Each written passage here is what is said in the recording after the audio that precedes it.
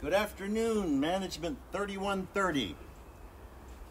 This video doesn't relate to a session in the syllabus.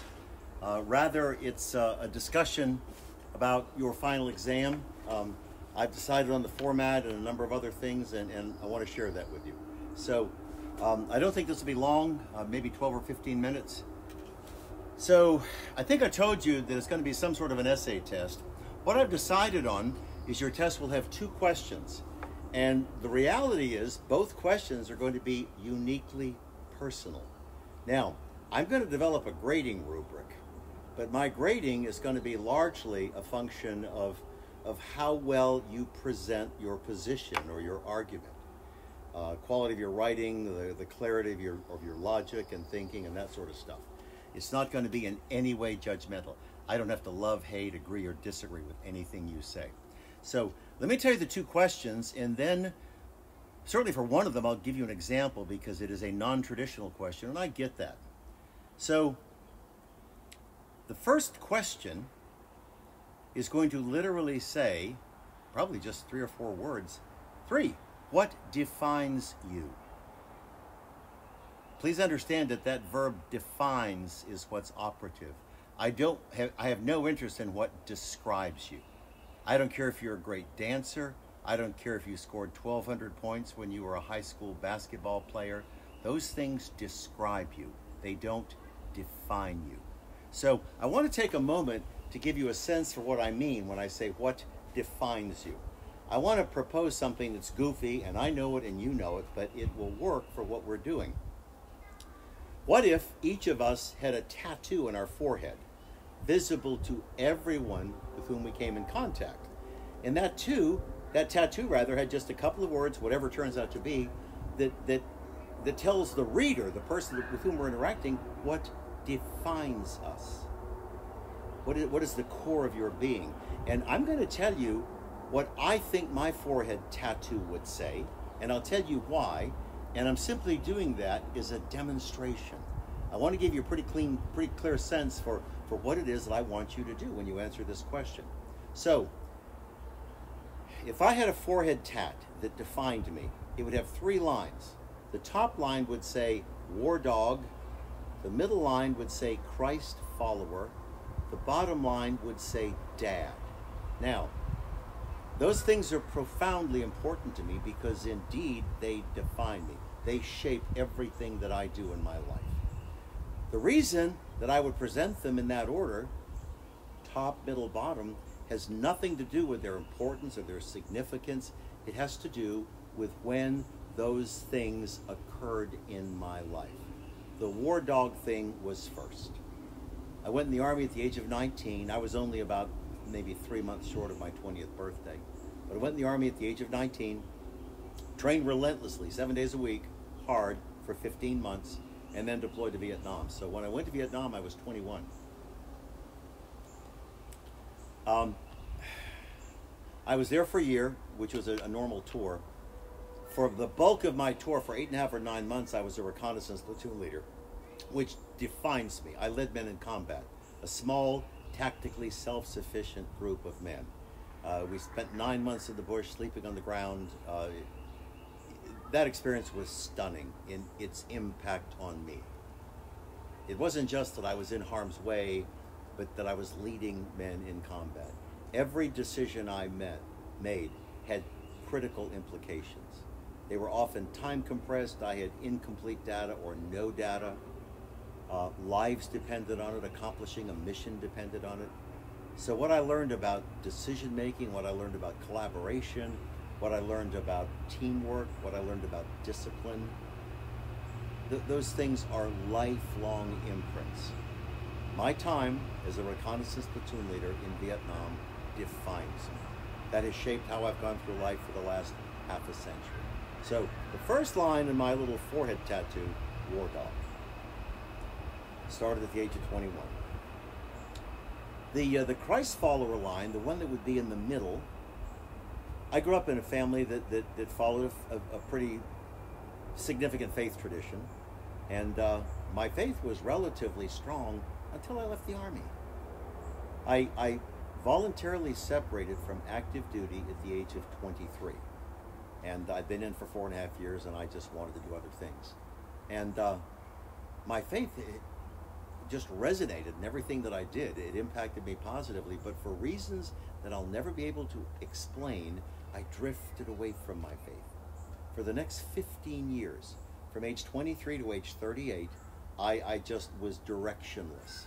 And I can't tell you the number and the magnitude of bad decisions and poor choices I made because I wasn't guided by biblical principle. I just made so many stupid, bad decisions. All of them almost are regrettable. But the point is I survived. Now, when I was 38, I met a woman, a sweet girl in Atlanta.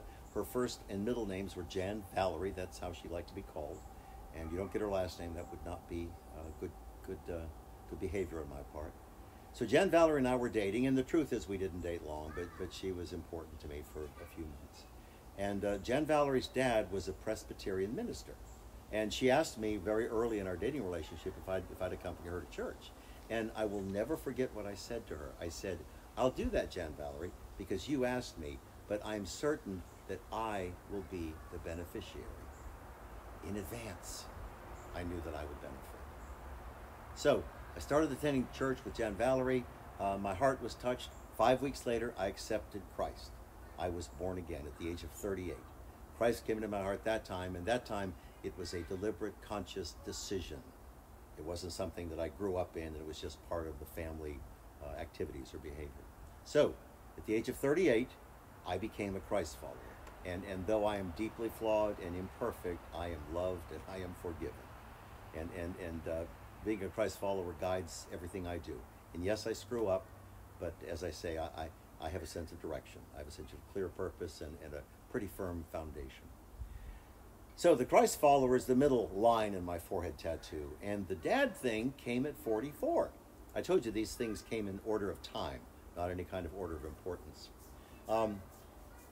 I was married as a younger man, not really young, but like 31 or something like that, for 6 years. And then I was single for 11 years. Maybe I guess that's what it was. And then I remarried my precious wife Elaine when I was 44. And we're coming up on, but not quite there, we're coming up on a 30-year marriage. And I'm loving it. So when I married Elaine, she'd been married once before as well. She'd been in, I guess, maybe a 5-year marriage.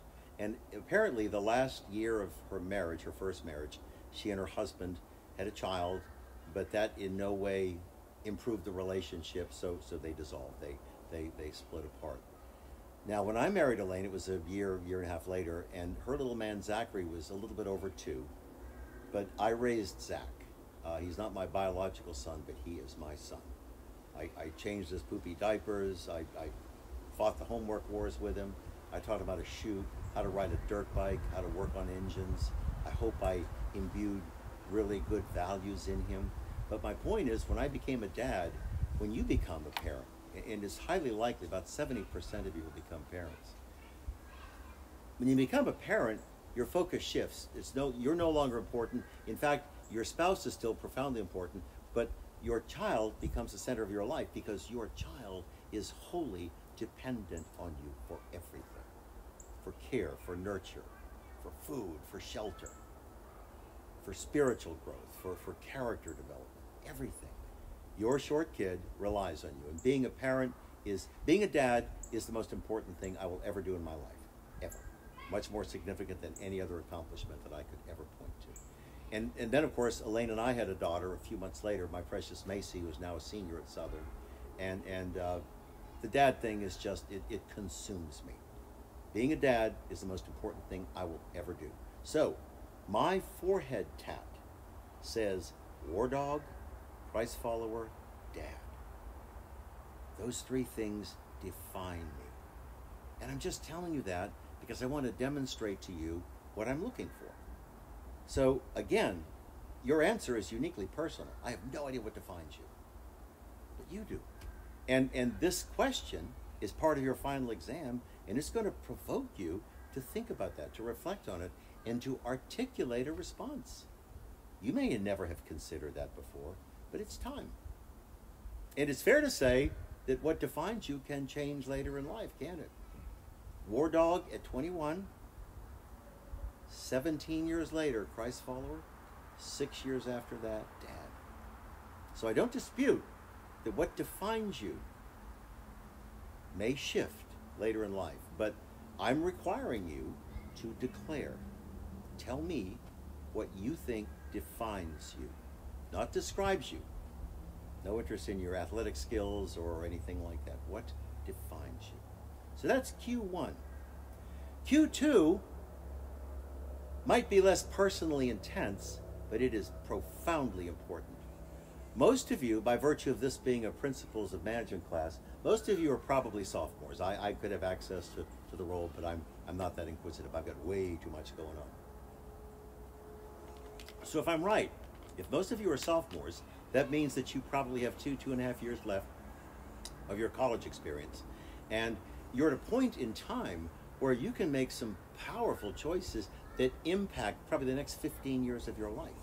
And in 15 years, I want you to look back and celebrate the decisions you're making now. In 15 years, I don't want you to be recovering from the decisions you're making now. So here's Q2. What do you think your probable early career path will be? Turns out that Q2 has two parts. What do you think your early career path will be? The second part is, how do you think your choice of a college major will support that choice? So the first part of the second question is, what do you think your early career path is going to be? The second part is, how do you think your choice of major or emphases or minors or double majors, whatever you decide to do while you're here, how do you think your academic choices will support your early career path? Not 15 years out, not becoming an entrepreneur, not becoming a philanthropist, not becoming a billionaire. Don't be goofy with me. Tell me about your early career path. You may say, well, I think I'm going to major in accounting, but I'm really interested in the hospitality industry or the recording industry or manufacturing bulldozers or whatever the case you might be interested in. What do you think your early career path will be? What's your expectation now? You're only looking into the future 2.5 years. And how do you think your educational track will support it? Now, while you're thinking about that, what I'm going to say now is sort of an artifact of the times we're living in. Today is 3 April 2020. It's the first day of the statewide lockdown. I think we call it shelter in place. I've read the governor's executive order, and it's really fairly porous. There are many things that we can legitimately do. If we need to go into town to grocery shop or get fuel for the cars, or in my case, more ammunition or something important like that. So there are a lot of things that we can do that are lawful, but of course the whole point is to flatten the curve, to stop the number of people who are contracting the coronavirus. So this is the first day of a 10-day statewide shelter-in-place order. Now, you know that this coronavirus has disrupted this nation in ways I have never seen over the last month or so. Entire industries, not segments, entire industries have been destroyed. Think about the travel industry and everything that's related to it. Airlines aren't just grounding their fleets, they are retiring and disposing of older aircraft. They're not fuel efficient, they are ready for major overhauls, which would be costly, and they are simply retiring the planes because they don't think they'll ever need them. They are furloughing or laying off tens of thousands of employees. The cruise ship industry, at least in the short term, is tanked.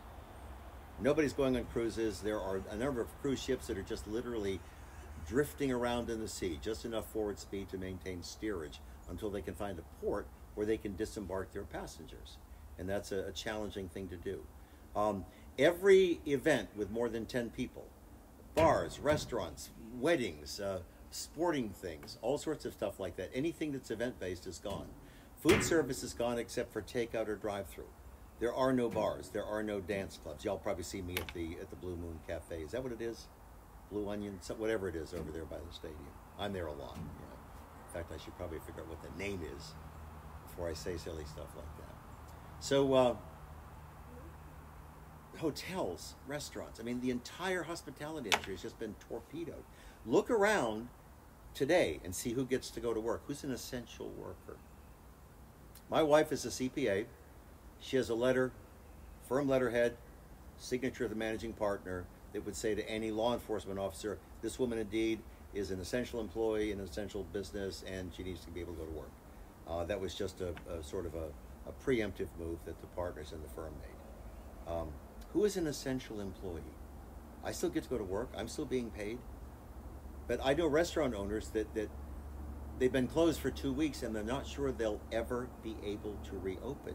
Think of the employees who've lost earnings, who are worried about making car payments and mortgage and all the other things that go with that. These are destructive times.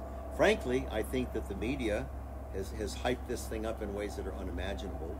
And because the media has done that, government employees and politicians have reacted in ways that are defensive. They don't want to be attacked. They don't want somebody saying, oh, you don't care about people. So they're making all these boneheaded decisions, destroying lives and businesses and entire industries. That is sad, but that is an unfortunate reality right now. So, as you're thinking about a career path, I wonder if you should weave into that thought, am I going to choose an essential industry? Is what I'm doing critical? Does this society need what I'm doing? Or am I trivial and insignificant and I can be dismissed? So again, I don't care if you deal with what's a critical industry right now. I'd just like you to reflect on that as you answer the question. So Q1, 3 words. What defines you? Please reflect on that. Please write thoughtfully. You can't get it wrong, can you? But you have to present it to me well. And the second question, 2 parts. What is your probable early career path? What do you think you're going to be doing when you graduate? And how do you think your educational track supports it? So we're done. I love you. I'll talk to you all soon. Be safe. Be well.